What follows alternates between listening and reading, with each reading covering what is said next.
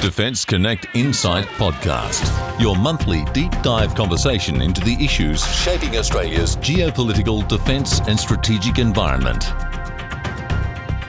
Good, everyone. How are you going? Thanks for joining us on the podcast today as we navigate defence and defence industry. And if you tune into the Defence Connect podcast, you'll see the breadth of guests that we do have.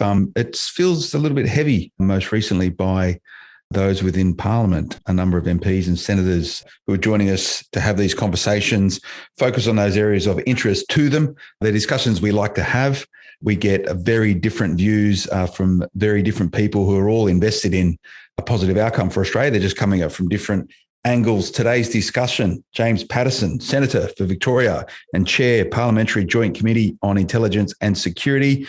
I've had the person in the role previous on a chat about a year ago to the day, Andrew Hastie, who's now moved into the Deputy Defence Minister role. James has picked up this very important work. We're going to have a discussion around some of the inquiries they've got in play at the moment, his views towards some of the challenges facing geopolitics, geostrategic aspects of Australia moving forward, and just how much he's enjoying his role. He's one of the youngest guys in the Senate. So we'll get a bit of a backstory on how all that's going. James, how you going, mate? You well? I'm really well. Thank you very much for having me. So it's a pretty big job you've got there, Chair, Parliamentary Joint Committee on Intelligence and Security. You've got your feet under the desk. They've been there for about 2 months now. How's it all going?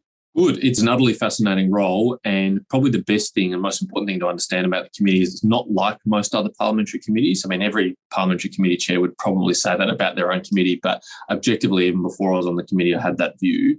The purpose of the Joint Committee on Intelligence and Security is to take the debate and the discussion about intelligence and security matters away from the chambers, the House of Representatives or the Senate, so that major parties can get together, negotiate and achieve consensus and agreement on these things, because we recognise that it was inherently dangerous to have a messy partisan debate about national security play out in an open forum, and much better for us to compromise and agree where we can in another forum. That's essentially why the committee was established. Tell us about the culture of that committee. You talk about you wanted to be a lot more, and I would hope a lot more collaborative than maybe some other areas and some other committees that take place. You've inherited the chair role from Andrew Hastie.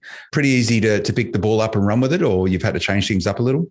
Look, it's a very big workload on the committee. We've got about a dozen inquiries before the committee at the moment, and that's a combination of new proposed national security legislation, all of which goes through the committee before it's introduced to the Parliament and doesn't generally proceed until the committee has agreed and endorsed it. Also, reviews of existing previous legislation that might have a sunset clause in it that would otherwise expire unless the committee hands down a report saying it should continue. And a new area of inquiry for the committee, which is issue-based inquiries, where the government of the day wants some advice about how to deal with an issue. There was one last year on freedom of the press and its intersection with national security laws. We're doing one at the moment on universities and foreign interference, and we'll commence one later in the year on extremism and radicalism. So it's a very busy agenda. As you say, though, we try and achieve bipartisanship on the committee. Bipartisanship is a nice thing to have in politics generally. It certainly makes our task easier, but it's particularly important in national security because in the age that we're living in, which is characterised by rising authoritarian powers, there are actors out there internationally that do their best to try and divide us internally, trying to separate us away from each other, and know that a weakness of open societies is sometimes our tendency to disagree and try and mine geopolitical advantage out of that. So we don't want to allow that to happen in this area of policy as much as possible. There are, of course, genuine areas of disagreement from time to time based on our philosophical differences, but we don't want that kind of gratuitous partisanship, which can be very harmful in this space.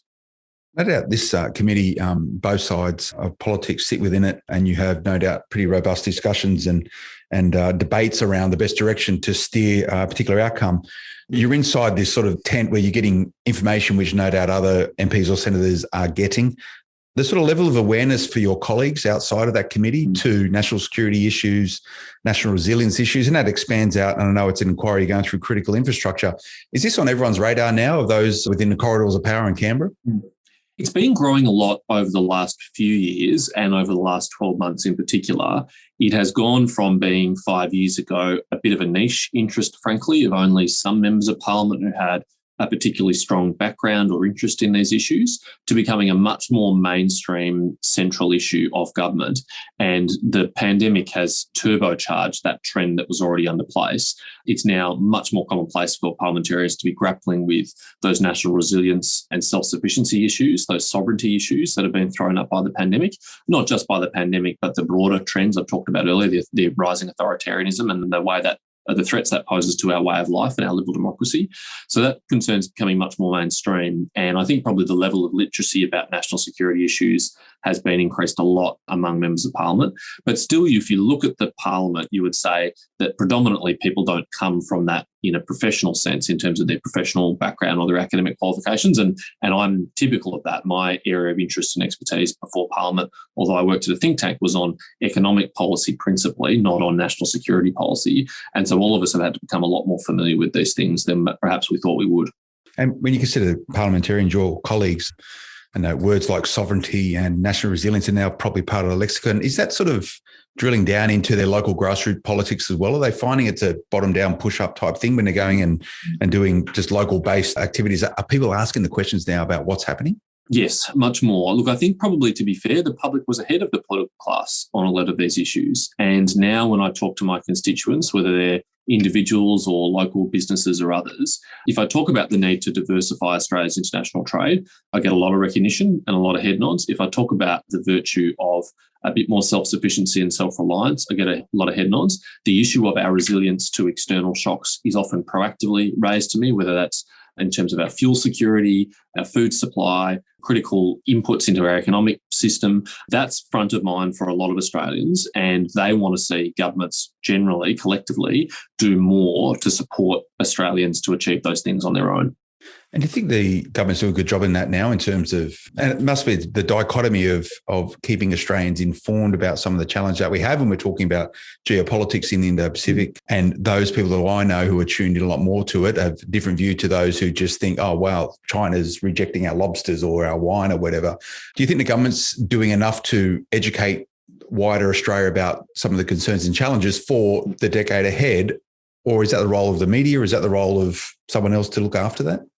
I think we are, but I think there's more that we have to do. Governments have been much more frank about these issues with the Australian public in recent years than they ever have historically, and particularly the challenges posed with our economic relationship with China and the way in which that has spilled out into other areas. What we might have liked to think was a kind of quarantined, isolated economic relationship can never be seen in that light again. It is an all-encompassing relationship, and it poses challenges on a lot of different fronts. I think we've been quite open and honest with the public about that, and we have to be, because there are some choices facing us as a country that will require us to bear an economic cost in order to safeguard our political sovereignty. And I think the Australian people are willing to pay that price, but only if they've been brought along with us for the journey, only if we've been frank with them about those choices. And that's why one of the reasons why for a number of years I've been outspoken about these issues, because I think parliamentarians have an obligation to bring the public along with us and be honest with them. And because I knew if I wasn't doing it, then others may not. And that may be a gap in our kind of national resilience. And I'm quite across the coverage that you get, some of your views towards those challenges that Australia does have, and it's pretty considered stuff. You know, the Defence Connect podcast, Defence Connect Insights, a lot of think we're sort of more of an educated class. Most people who listen to this or connecting with defenceconnect.com.au are aware of or are participants in some type of national resilience or national security orientated professional domain. But if I was to run into you at a family barbecue where I was one of your local constituents and you were going to talk about these challenges that Australia has to the average Australian, how do you frame that? How do you, I don't want to say dumb it down, but how do you position it and actually give some true sense to some of these challenges that do exist? Yeah, that's a great question. I think if you look back historically, particularly our relationship with China, most Australians would have been content to have a wonderfully prosperous economic relationship, which has benefited both China and Australia. Australians are keenly aware that a lot of our recent prosperity has been built on the back of our exports to China, and particularly in the mineral exploration world and in the agricultural world. But there's also a bit of a sense that although we've prospered from that, we have exposed ourselves a little bit in that process, that we might have become too reliant on that trade, and that there is something different about trading with a country that has a very different political system to ours. We, 5 or 10 years ago, would have thought there's no problem trading with a country that has a different political system. And even today, I'd like to still think that's the case. But the fact that we're now on the receiving end of a campaign of economic coercion suggests that it isn't. We have in the Chinese government and the Chinese Communist Party a trading partner which is willing to use its economic clout as a tool to achieve its geopolitical objectives, and that it's not at all shy about linking explicitly our trading relationship with our diplomatic relationship and our political relationship. And that is a real challenge. And that's why Australians intuitively are sympathetic to an understanding of the need for diversification and self-sufficiency. And when you think of the work that you're doing right now, whether it's chairing this committee or your own invested knowledge and research you put into this, what does the future hold for Australia in the Indo-Pacific? Where do you see sort of best case outcome for Australia should we play this next period right? What's it going to look like? What we hope is that it continues to grow as strongly as it has, because that's good for humanity. It's good for the people that are lifted out of poverty as a result. And there's no question that the more than 600 million people in China who've gone from living below the poverty line to above it in the last 30 years is a profoundly positive thing. And many across the Asia-Pacific, more broadly, Southeast Asia in particular, have had a similar experience. That's good for humanity. It's been good for Australia because they're our trading partners and we want them to be rich. We want them to be in a position to buy from us and in turn sell back to us things of value. But what we want, though, is everyone in the region to respect and uphold the rules of the road, to be part of the enhancement of the rules-based order that we have all benefited from, that we've all prospered from, and not to seek to undermine it or to change it to act in their favour, and to allow raw power and the exercise of power to set the rules of the road instead of an agreement on principles that we were all previously happy to sign up to, whether it's as members of the World Trade Organization or other multilateral forums. And so a key question for Australia is, how can we uphold those institutions? How can we work with our allies to reinforce them and to resist those who want to undermine them? What's your attitude towards or thoughts towards the new leadership in the US in terms of the Indo-Pacific? America's been a long-term trusted ally of Australia and us the other way to them. Is that going to change the nature of geopolitics in the region now that you've got a new president in place? I think there's no question that the Biden administration will approach the region in a different way in many respects. But actually, one of the few issues on which there is bipartisan consensus in Washington, D.C. is Indo-Pacific security issues. In a very divided town, as Canberra can be from time to time as well. When I've been to Washington and I've talked to my counterparts over there, from the most left-wing Democrat to the most conservative Republican, their approach on these issues is remarkably similar and there's remarkably high levels of agreement. And that's a positive thing for Australia. We want our largest and most important ally to have a cohesive and coherent and consistent worldview on this. There will be some change, though, and the change, I think, will be in terms of application and the way in which that policy is put to effect in the region. And the Biden administration's been very clear that the alliance system is very important to it, and it will be seeking to reinforce and rebuild that in the way in which the Trump administration was quite candid that alliances were not as much of a priority for them as it has been traditionally for America. So I think that that's one potential positive. We, on our own, cannot resist the might of a very powerful growing country like China, but acting in concert collectively with allies who are like-minded through mechanisms like the Quad with India, Japan and the United States and other groupings, we can much better safeguard our values and our national interest. Mm. And you do have a wide range of voices and opinions within Parliament towards the challenges that Australia has in navigating the period ahead with China. One of your colleagues, I think Jim Molan, for example, you probably no doubt listened to his podcast, Noise Before Defeat, and he'd sort of changed his rhetoric from the unlikelihood of conflict with China to potential kinetic conflict with China accelerating. You've had people coming out of the senior military leaders in the US only recently saying that conflict, there is good potential with Taiwan being a flashpoint. When you're shaping the conversations and the work you're doing within the committee, where do you sit on that sort of propensity for kinetic conflict? And that must be a key factor when you're looking at making the decisions you're making. I'm very concerned about the possibility of conflict, and I agree it appears more likely than it would have been envisaged only a few years ago. It's one of the reasons why the investment that the Morrison government is making in our defence and our defence industry is so important, because we want to do everything we can to deter and discourage conflict like that. And Australia that is well equipped to defend itself is better equipped to discourage that kind of thing. But on the question of the Taiwan Strait directly, I mean, we have a very strong, very long-standing policy that that issue must be resolved diplomatically and peacefully, and that when it is resolved, the self-determination and free will of the people of Taiwan must be at the heart of that and cannot be ignored. This is a people of 24 million people in a liberal democracy who share many values with the Australian people, and I'm very concerned about their welfare and their well-being. So we have to be clear-eyed about the world that we are in. Equally, though, it is occasionally a tactic of people like the Chinese Communist Party to use the threat of war to try and get either the Taiwanese or the United States or others to make preemptive concessions towards them in order to avoid that threat of war. Of course, it's a rational thing for people to try and avoid war. History shows us, though, it is dangerous to make those concessions because it's possible that would send the wrong signal, that we're not invested, that we're not interested, that we're not concerned about the outcome. And that might, in fact, send the wrong signal that conflict is something that we wouldn't seek to prevent. And I think we have to be very careful. History has lots of lessons here about how we communicate about what our intentions are. And how proactive is the Morrison government being? And I note the sort of burgeoning relationships we have with South Korea and Japan and India, and sort of the common or collaborative approach to regional security. The Prime Minister has been out there and he's been sort of flying a flag pretty high in that regards. Is this going to be a continued focus for him and for his government? I think one of the most positive developments for our regional security in the last few years is the way in which the Quad has been re-established and then upgraded. You might remember that the Quad first came into being in the mid-2000s following the Indonesian tsunami, where India, Australia, Japan, and the United States were the most able actors that came to Indonesia's assistance in the wake of that and started working together informally. It went off the boil, to be candid, for a long period, and there's a lot of political debate about why that's the case. We can set that aside.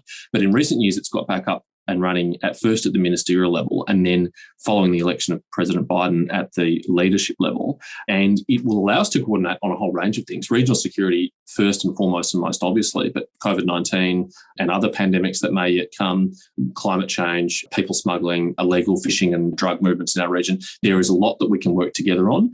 And what's unique about this grouping is that they're like-minded in a philosophical sense. We are liberal democracies, we share a worldview, we have different histories and we come with different perspectives, but there's a very strong alignment between values and interests. And so I think it can be something which really reinforces the stability of the region for our own benefit and the benefit of all our other partners in the region, whether or not they're Quad members or not. You look at some of the shared history we have with Five Eyes nations, and we talk about Pacific, New Zealand, the US and Canada, and obviously we've got our UK friends back over there. There's 100 years plus of sharing of information, and that's taken a long time to get to the point where we're quite happy to tell each other what's going on. The Quad, on the other hand, is relatively new and less stable. It's a relationship which is still sort of forging rather than it being formed. What's the sort of aptitude of the Australian government to, inverted commas, actually jump into bed in a more firm way with these Quad partners to start sharing more information? You talk about sort of the common philosophy around security of these areas, but how close are we going to get with them? Yeah, that's a great question, and something I think to be explored over the next few years. I mean, from my point of view as Intelligence Committee Chair, the Five Eyes arrangement is and will probably always remain our principal intelligence and security relationship, in part because it spans the globe, because it's not regional, and because there's such commonality, obviously, between the Five Eyes partners in terms of institutions and values and interests. And it's such as you say, a working relationship that's been forged and fine-tuned over a very long period of time. So that will always remain at the kind of centrepiece of certainly in the intelligence space. But the Quad's got a lot of room to grow. And because it's regionally focused, because it's focused on powers that have a strong interest in the Indo-Pacific, it can be used in a different way to the way that the Five Eyes relationship can be used. And I think it is interesting that it is an arrangement of common interests and values, but of different histories and different cultures. We obviously have a much stronger cultural alignment and historical alignment with our Five Eyes partners. The Quad spans very different cultural traditions, religious beliefs, histories, and the fact that we're able to work so closely together speaks very well of us as a nation, I think, and speaks to the time that we're in and the challenges that we face. And it is going to require that kind of commitment and cooperation for us to prosper in it. We look at the sort of the apparatus for decision making within the Parliamentary Joint Committee on Intelligence and Security. You've got the Five Eyes with one pillar, established frameworks for going about collecting information, sharing information, and making decisions based on that information. You've got the Quad, which is an emerging relationship. Can you give me some sense for the immediacy of the work of the committee and your decision making, your priorities based on what you know now, and then sort of juxtapose that with the information that comes in on a daily basis? How do you stay the course and not be distracted by, stuff that happens by the hour versus being dialed into that sort of stuff and shaping key decisions quickly? It's a really big question. I think one case study we could think about over the last few years is the pioneering role that Australia has played in countering foreign interference and the way in which that's now being copied by a lot of our allies and friends around the world. We were really quite ahead of the curve in doing things like establishing the Department of Home Affairs, passing the foreign interference legislation, banning high-risk vendors from our 5G network, increasing scrutiny of foreign investment, investing massively, increasing our defence and our sovereign capability in the defence industry. And many of our partners, whether they're in the Five Eyes or the Quad or elsewhere, are looking quite jealously at the work that we've done over the last few years and coming to us to seek our advice, whether it's on something as narrow and discreet as foreign interference risks at universities, which we've done some really good work on and made some progress on, although we've got more to do, which is being copied elsewhere, or our pioneering decision on 5G, which is one of the first in the world, but has been largely taken up by like-minded countries. That shows the really proactive role that we have taken, and the committee, not while I was on it, but prior to my chairmanship of it, had a really important leadership role in that. And that, I think, was quite far-sighted in anticipating the area that we've now found ourselves in. Had we known 5 years ago that this is where we would end up, I don't think we would have done anything differently except possibly done all the things that we've done even more quickly, because they really have made us much more resilient and hardened our systems against interference, and we're better placed for it. Yeah, and I want to have a chat about that foreign influence inquiry work that you're doing, also around critical infrastructure. Before we go there, tell us about how'd you get the nod that you got this new chair role? Was it just, hey, guess what, Andrew Hastie is sort of off doing this. Is a new opportunity for you? It's a really opaque system. It's really hard to know how and why these decisions are made, except that it's a preserve of the Prime Minister. It's something that he takes, obviously, a very strong interest in. It's a very important priority for his government. And it was a natural consequence of Andrew Hastie being promoted to the ministry that he had to identify someone else to chair the committee. And as far as I'm aware, he had other very strong candidates to choose from. Quite why he chose me, that is up to him to know and to reveal if he chooses. I'm grateful for it. I think he recognised my strong interest and advocacy on those issues for a number of years and thought it was a good fit. Yeah, it's good acknowledgement. And also, you're relatively one of the youngest of the senators there. So at least we get some continuity as you sort of go down this pathway of building your career in Parliament. And no doubt, is this essentially, if they want to keep you, is this it for you? You're happy to look at this as a long-term focus professionally for you to grow out your career? And to that end, tell me about your first day chairing this committee. What was sort of what were the first couple of things you enacted? Just probably getting to know the team, no doubt.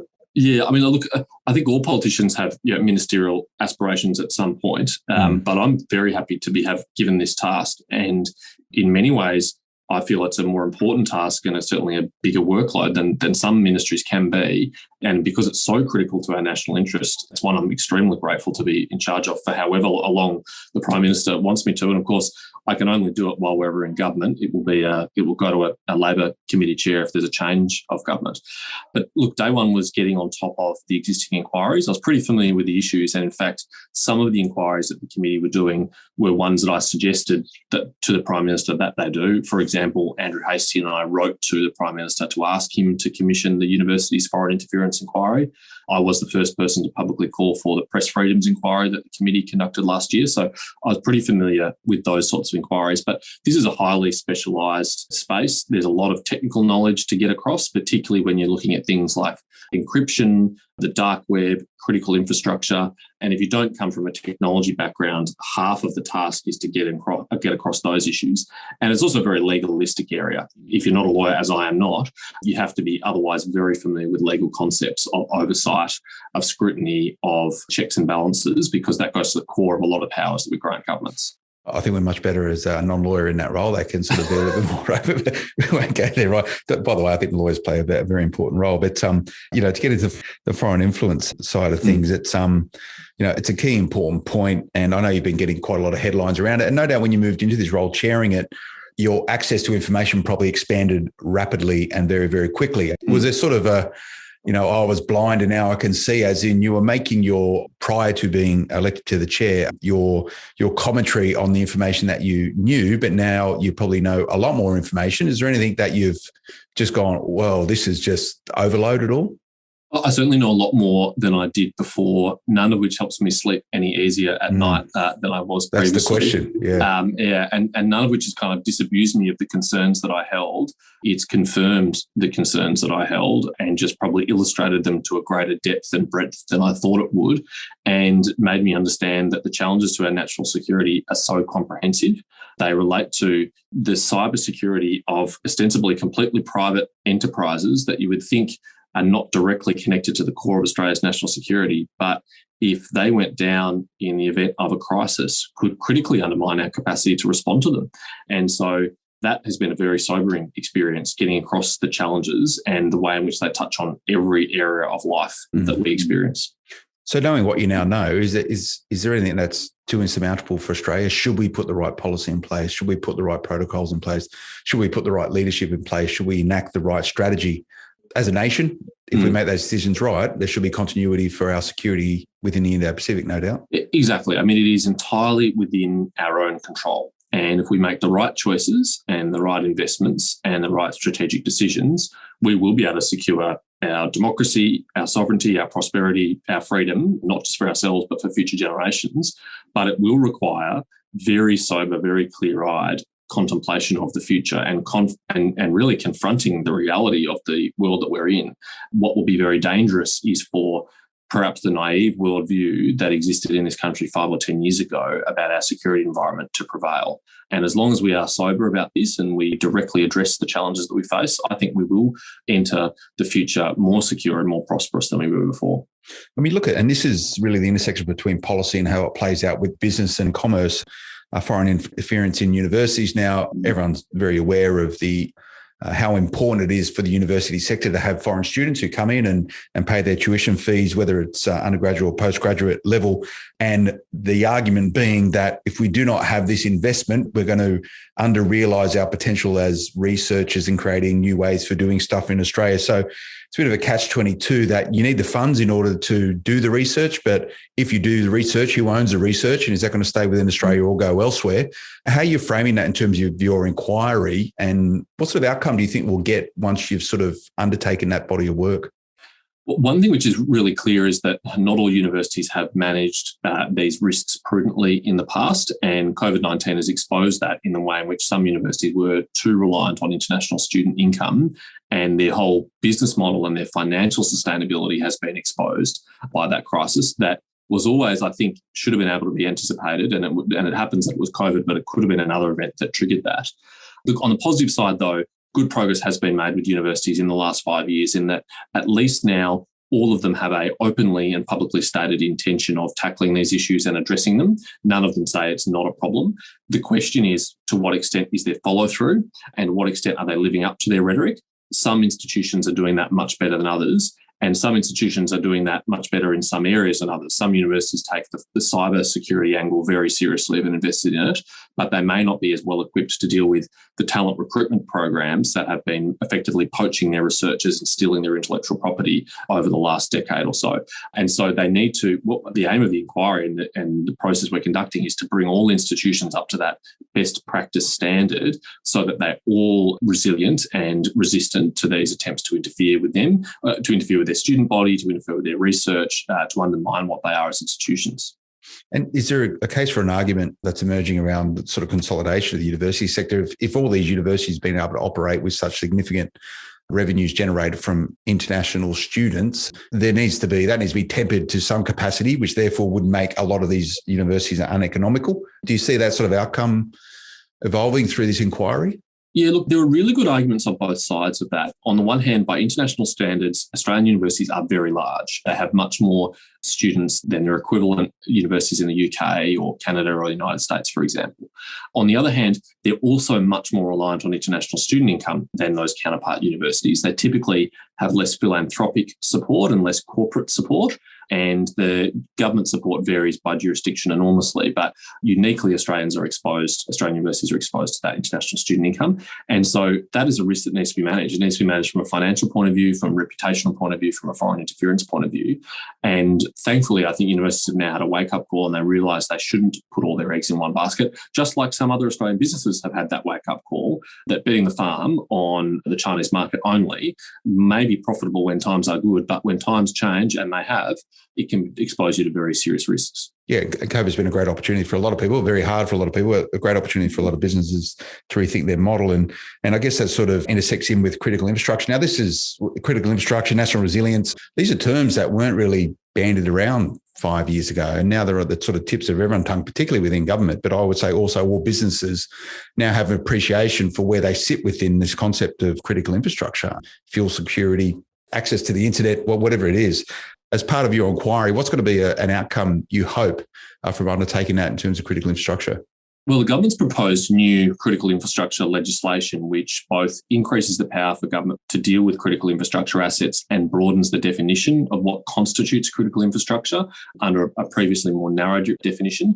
And what that's designed to help ensure is that businesses that are systemically important, that if they had a failure, it would have national interest implications, can get the assistance that they need to counteract that. Because unfortunately, many of our businesses have not been as prudent as they should be in investing in their own cybersecurity to protect themselves. And some of the adversities that they're dealing with are incredibly sophisticated. They have enormous resources at their disposal, and they could wreak absolute havoc, not just on a business, which would have cost to the employees and their shareholders, but on the systemically important role that business plays in our society. And we just can't afford to allow that to continue. Absolutely. And hence the reason why cybersecurityconnect.com.au, if you're not yet dialed into it, that's definitely focused that cybersecurity meets critical infrastructure. Conscious of time, Senator, and I feel like we just skipped through those two very key points. So no doubt as you go down that pathway and doing more work on that, it'd be great to have you back on the podcast. We can have a discussion around it, but appreciate your time today and for sharing your views of the work that you're doing and how you see the world. I'll be delighted to. Thank you for having me. Nice one. That's Senator for Victoria and Chair, Parliamentary Joint Committee on Intelligence Security, James Paterson. I hope you enjoyed that, everyone. Remember, defenceconnect.com.au. It's a whole bunch of these different discussions taking place on the podcast. You can find us there at that website or on whatever podcast player you're listening to this. Social media, if that's how you'd like to get your info, it's Defence Connect. You find us there. We'll see you again next time. Until then, bye-bye.